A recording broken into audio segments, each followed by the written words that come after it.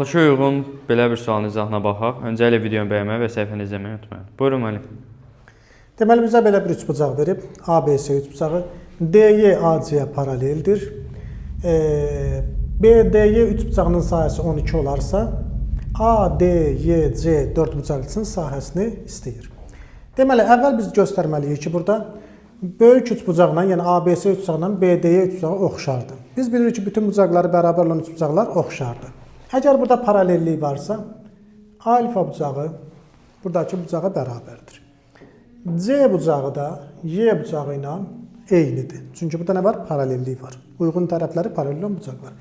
Böyük bucaqla kiçik üçbucağın iki bucağı eynidirsə, hökmən üçüncü bucaq da eynidir və həm də üçüncü bucaq hər iki üçbucağın ortaq bucağıdır, təpə bucağıdır. Hər iki üçbucağın bucaqların eyniliyini göstərdikdən sonra biz bunların oxşar olduğunu deyə bilərik. Üçbucaq ABC oxşardır.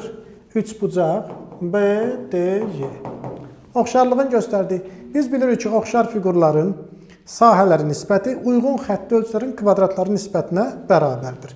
Kiçik üçbucağın sahəsini bölürəm böyük üçbucağın sahəsinə, yəni 12 üstəgəl S bərabərdir. Kiçik üçbucağın uyğun tərəf nədir? Eyni bucağın qarşısında duran tərəf. Alfanın qarşısındakı tərəflə alfanın qarşısındakı tərəf uyğun tərəflərdir.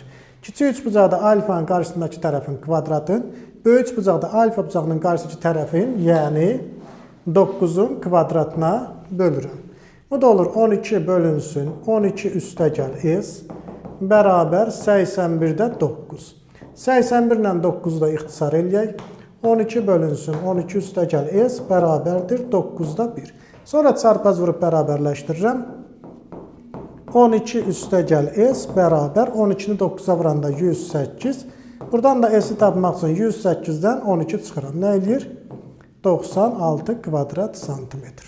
Onlayn və dərslərimizə qoşulmaq üçün 055 597 0151 nömrəsi ilə əlaqə saxlaya bilərsiniz.